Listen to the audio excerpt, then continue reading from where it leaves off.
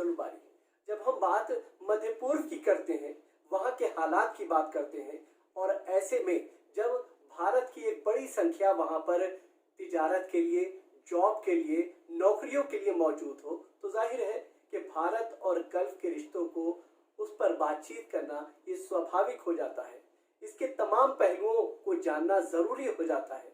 आज इसी मुद्दे को हम समझने की कोशिश करेंगे, जानने की कोशिश करेंगे कि आखिर जिस तरह से मध्य पूर्व में हालात तेजी के साथ बदल रहे हैं, वहां पर करोड़ों की संख्या में भारतीय नागरिक काम कर रहे हैं, ऐसी स्थिति में गल्फ के बदलते हालात और भारत के रिश्तों को लेकर के क्या कुछ स्थिति बनेगी, आज इस पहलू को हम जानने और समझने की कोशिश करेंगे कि आखिर जिस तरह से पूरा मंजरनामा तेजी के साथ बदल रहा है, उसको भारत के अगर नुक्ते नजर से हम देखें तो क्या कुछ तब्दीलियां आती हुई नजर आ रही हैं, क्योंकि विश्व गुरु बनने का जो भारत का अपना सपना है, किस तरह की यहाँ पर चुनौतियां आएंगी, उन तमाम चीजों को हम जानने की कोशिश करेंगे।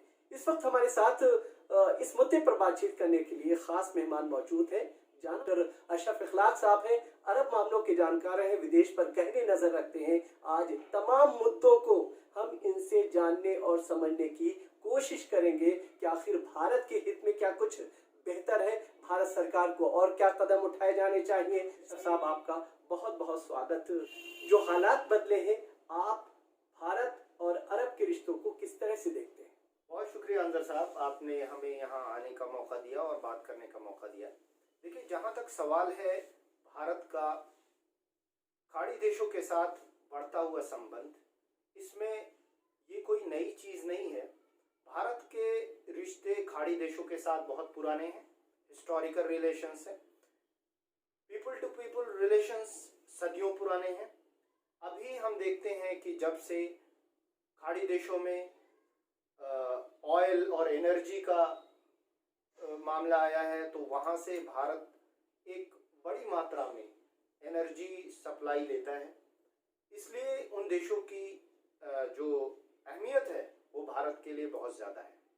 साथ ही साथ भारत के 8 मिलियन, तकरीबन 8 मिलियन लोग गल्फ रीजन में काम करते हैं।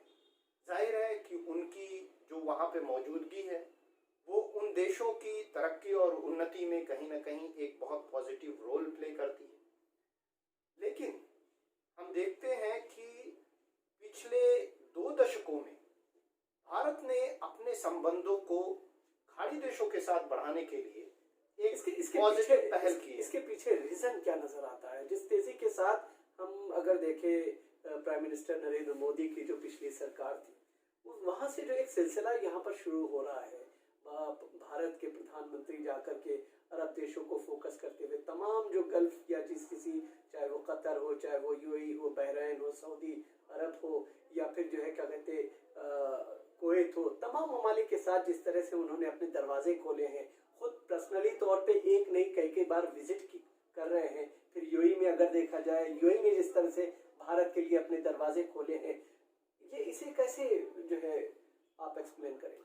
देखें, ये चीज़ जो इन देशों के साथ हमारे ताल्लुकात बढ़े हैं, ये ऐसा नहीं है कि मोदी जी की जो पिछली सरकार थी उसी से शुरू हुआ है। ये 2001 से ही वो इंडिया की जो पॉलिसी थी वो चेंज हुई है खाड़ी देशों की तरफ। और ख़ास तौर से जब किंग अब्दुल्ला इंडिया आए थे और उन्होंने डेली अकॉर्ड साइन किया। आप कहना ये चाहते हैं कि 2001 यानी इससे पहले जो एनडीए की सरकार थी, वाजपेयी साहब की सरकार थी, आप उसको वहां से इस पूरे सिलसिले को शुरू कर रहे हैं? जी, कहीं ना कहीं शुरुआत उसी वक्त से हुई थी। फिर मनमोहन सिंह की सरकार में जो दिल्ली अकॉर्ड साइन हुआ है वो एक मेजर एक अचीवमेंट था दोनों देशों, दोनों रीजन्स के बीच संबंध को अच्छे करने के लिए। उसके बाद जब मोदी जी की गवर्नमेंट आती है तो उसके बाद से बहुत सारी एक्टिविटीज़ जो ड्यू थी उस अकॉर्ड को साइन करने के बाद, वो एक्टिविटीज़ शुरू हो जाती हैं, जिसको 2006 के बाद शुरू हो जाना चाहिए था। उसके कुछ रीजंस होंगे जिसकी वजह से वो नहीं शुरू हो पाई, लेकिन मोदी जी ने इस चीज़ पे काफ़ी ध्यान दिया और बहुत ही पॉजिटिवली इसको अप्रोच किया और वहाँ से हाई लेवल विजिट्स हुई। मोदी जी खुद यूएई, सऊदी अरबिया और खाड़ी के दूसरे देशों में उन्होंने अपनी यात्राएं की और वहां जाकर के उन्होंने बहुत सारे एग्रीमेंट साइन किया। प्लेंटी ऑफ एग्रीमेंट्स दोनों देशों के बीच साइन हुए, सऊदी अरबिया, यूएई। आप देखें कि सऊदी अरबिया के साथ जो एनर्जी का जो भारत का संबंध है। लेकिन एक दिलचस्प बात यहाँ पर ये भी है अशरफ साहब, गौर करने वाली, कि जिस तरीके से प्राइम मिनिस्टर नरेंद्र मोदी जब गुजरात के मुख्यमंत्री थे, उस वक्त जो उनकी छवि थी, उस वक्त जिस तरह से उनका चेहरा उभर करके सामने आया था, खासतौर से माइनॉरिटीज को लेकर के, ऐसी स्थिति में जब वो सऊदी अरब या गल्फ की तरफ जाते हैं, वहां पर जिस तरह से उनका वेलकम होता है, वो भी कहीं ना कहीं एक बहुत बड़ा बदलाव दिखता है यहाँ पर। अंजर साहब देखिए, मोदी जी का जो चेहरा 2002 या उसके बाद का जो चेहरा था, आप देखें पूरी दुनिया में उसका एक अलग कुछ मिस इन्फॉर्मेशन थी या जो भी था, पूरी दुनिया में उनकी जो एक छवि थी वो एक अलग थी।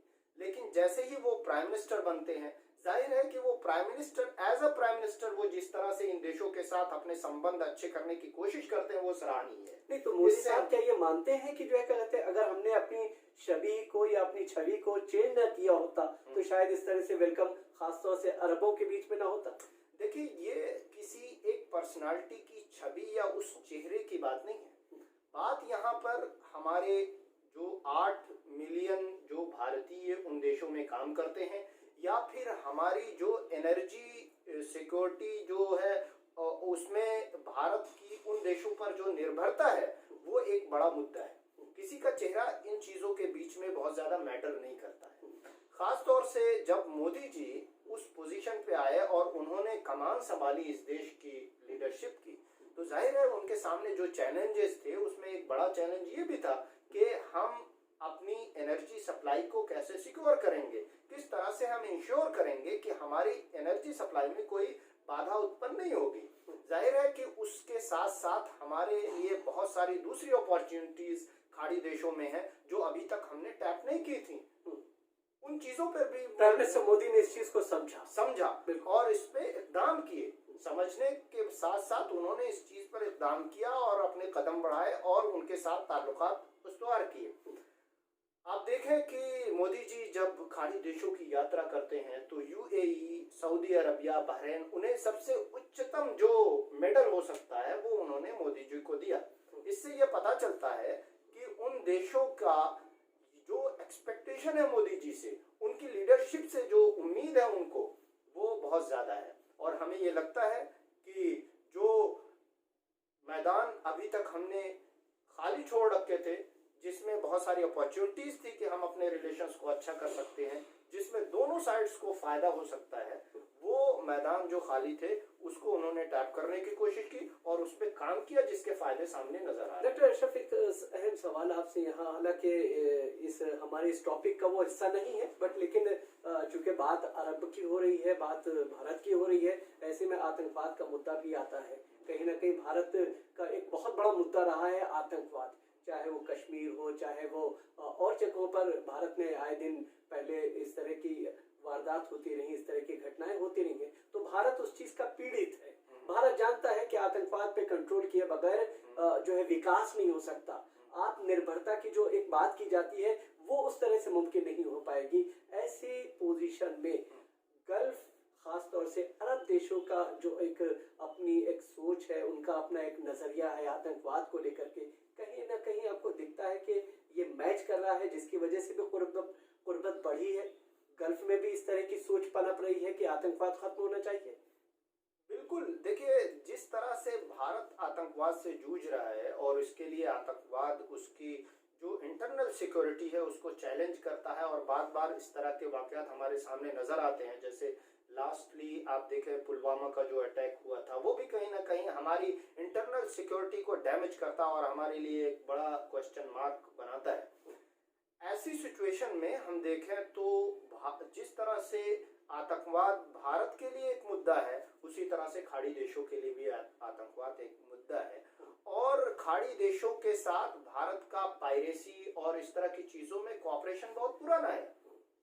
नेवल एक्सरसाइजेस में या फिर नेवी में जो उनका कोऑपरेशन है वो काफी दिनों से चल रहा है।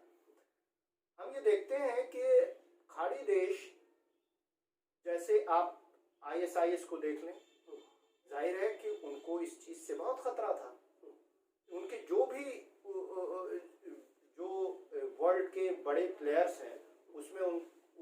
उनका सहयोग मिला और कहीं ना कहीं ISIS का किस्सा तमाम करने में वो लोग कामयाब रहे। इसी तरह से ये कंसर्न दोनों लोगों में बराबर मौजूद है और ये चीज़ कहीं ना कहीं जो हमारा इकोनॉमी से इकोनॉमी बेस्ड जो हमारी रिलेशनशिप है उसको और वास्ट करने की तरफ सोचने पर मजबूर करता है। एक आखिरी सवाल आपसे जानना चाहेंगे, जिस तरह से पिछले कुछ दिनों की अगर हम बात करें, अमेरिका, इजराइल और यूए के बीच में एक समझौता होता है। जाहिर है कि एक समझौता होगा तो उसका असर उस पूरे रीजन पे, उस पूरे क्षेत्र पे उसका असर दिखता है। उससे भारत अछूता नहीं है क्योंकि बड़ी संख्या भारतीयों की वहां पर रहती है। ऐसे में जो भारत का अपना इंटरेस्ट है, भारत के अपने चूंकि लोग वहां पर काम कर रहे हैं, किसी तरह की कोई तब्दीली होगी तो सीधा असर भारतीय नागरिकों पर, भारत सरकार पे भी उसका पड़ता हुआ नजर आता है। आप उस पूरे एग्रीमेंट को अगर भारत के इंटरेस्ट में देखें, क्योंकि भारत का ये दावा है, भारत ये मानता है कि आने वाले समय में जल्द ही भारत को विश्व गुरु बनना होगा और उसके लिए वो काम कर रहा है। अगर ऐसी स्थिति में भारत काम कर रहा है, भारत ये सोचता है, तो ये जो चेंजिंग आ रही है, यहाँ पर आप किस तरह की सोच देखते हैं? कितनी बड़ी चुनौतियां हैं भारत के लिए? देखिए, भारत के लिए हम इसको चुनौती के तौर पे नहीं देखते हैं। पहली चीज आपने जो ये कहा कि ये बढ़ता हुआ जो संबंध है, हाँ। ऐसा नहीं है कि अमेरिका कोई नया खाड़ी देशों के साथ उसका संबंध है। अमेरिका का संबंध खाड़ी देशों के साथ बहुत पुराना है। आप देखें, अमेरिका कहीं ना कहीं सिक्योरिटी प्रोवाइड करता है उस पूरे रीजन को और उसमें एक बहुत इम्पोर्टेंट रोल प्ले करता है। आप ये जरूर कह सकते हैं कि इजराइल के साथ रिश्तों में जो एक तनाव था उन देशों के साथ, उसमें कहीं ना कहीं थोड़ी नरमी आती हुई नजर आती है। उसमें आप देखें कि यूएई के साथ अभी रिसेंटली एक एग्रीमेंट साइन हुआ है जिसमें हालात को नॉर्मलाइज करने की बात कही गई है। हालात को नॉर्मलाइज करने की बात सिर्फ खाड़ी देशों में नहीं कही गई। आप देखें कि हिंदुस्तान भी, भारत भी कहीं ना कहीं इजराइल के साथ भारत के जो संबंध पहले थे उससे कहीं ना कहीं और ज्यादा बढ़े हैं और मजबूत हुए। तो मुझे ये नहीं लगता कि इजराइल का संबंध अगर उन देशों के साथ आने वाले दिन में मजबूत होता है, इसकी पॉसिबिलिटी भी है। हम ये नहीं कह सकते कि 100% मजबूत होगा और बहुत अच्छे रिलेशंस इजराइल के उन देशों के साथ होंगे, लेकिन पॉसिबिलिटी जरूर दिखाई देती है कि हो सकता है कि इजराइल के जो संबंध हैं खाड़ी देशों के साथ अच्छे हो जाएं। ऐसी सिचुएशन में मुझे नहीं लगता कि खाड़ी देशों के साथ इजराइल का जो संबंध है वो इंडिया के लिए कोई चैलेंज पैदा करेगा। इसलिए कि मैं इजराइल को जिस तरह से खाड़ी देशों का एक पार्टनर फ्यूचर में देख रहा हूं, उसी तरह से इंडिया को मैं इजराइल का भी पार्टनर देख रहा हूं। तो जाहिर है कि खाड़ी देशों में अगर इजराइल और इंडिया दोनों साथ में होंगे तो वो एक दूसरे को चैलेंज नहीं करेंगे बल्कि एक दूसरे को कॉम्प्लीमेंट करेंगे। इंडिया जाहिर है कि इसकी अपनी एक वैल्यू है। हमारे जो ट्रेंड मिलिट्री पर्सनल्स हैं, नेवी की जो ट्रेनिंग्स हैं, उसमें खाड़ी देशों में हम काफ़ी काम कर सकते हैं, अपने ताल्लुकात इन चीज़ों में काफ़ी अच्छे कर सकते हैं। और मुझे लगता है कि भारत सरकार को इस बारे में इक़दाम करने चाहिए। आगे बढ़ करके जो वहाँ पे एक वैक्यूम क्रिएट हो रहा है, उस वैक्यूम को फुलफिल करने के लिए भारत को आगे बढ़ना चाहिए और डिफेंस एंड सिक्योरिटी में जहाँ भी पॉसिबल हो वहाँ पे अपना प्रेजेंस स्ट्रॉन्ग करना चाहिए। चलिए, बहुत बहुत बहुत बहुत बहुत शुक्रिया जो है अशरफ साहब, आपने विस्तार से हमारे साथ बातचीत की, एक एक पहलू को समझाने की कोशिश की, ये बताने की कोशिश की कि आखिर भारत और जिस तरह से गल्फ के अंदर तब्दीलियां आ रही हैं उसको लेकर के भारत के लिए चुनौतियां हैं भी या सिर्फ एक ये दिमाग में पैदा होने वाला एक वसवसा भर है। तो आज के इस प्रोग्राम में फिलहाल